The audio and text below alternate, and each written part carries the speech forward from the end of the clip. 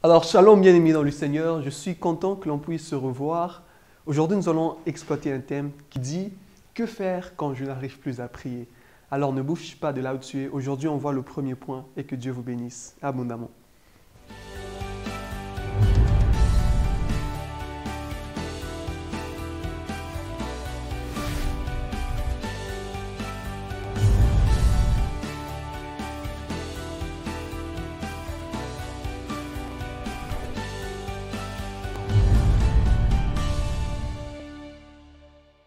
Alors, nous y sommes. La prière pour un chrétien est un privilège que Dieu lui a donné.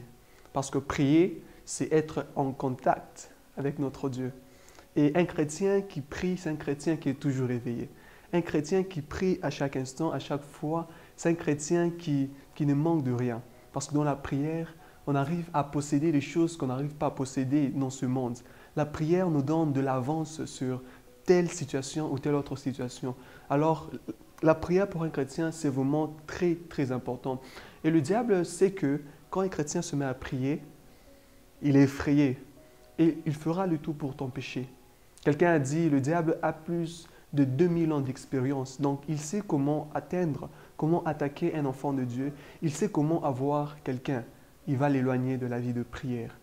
Alors, si tu es là et que ta vie de prière est aussi endommagée, et que ta vie de prière est vraiment combattue, où tu n'arrives plus à prier comme avant, où tu ne pries plus comme un intime, alors cette pensée est pour toi. Lisons ensemble un passage dans Luc chapitre 22, le verset 45, qui dit « Après avoir ainsi prié, il se releva et s'approcha de ses disciples.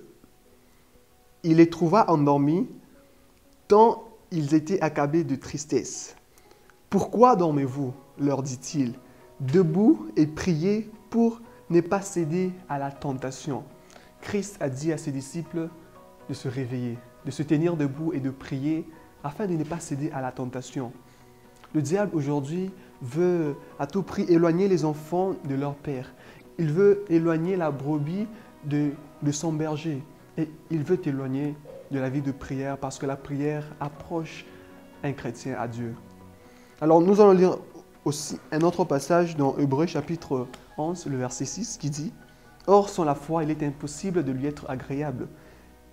Car celui qui s'approche de Dieu doit croire qu'il existe et qu'il récompense ceux qui le cherchent. » Dans ce passage, on est en train de parler de la foi en un Dieu qui existe. La foi en un Dieu qui a créé toutes choses.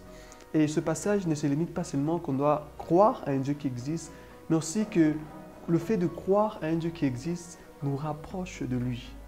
Bien-aimé, la première des choses que tu dois faire quand tu vois que ta vie de prière ne va pas très bien, réactive ta foi. Parce que la foi va te rapprocher de Dieu. La foi, c'est en fait croire aux choses invisibles. Et la prière, c'est aller à la rencontre de ce que nous venons de croire. Alors, bien-aimé, je t'encourage, réactive ta foi.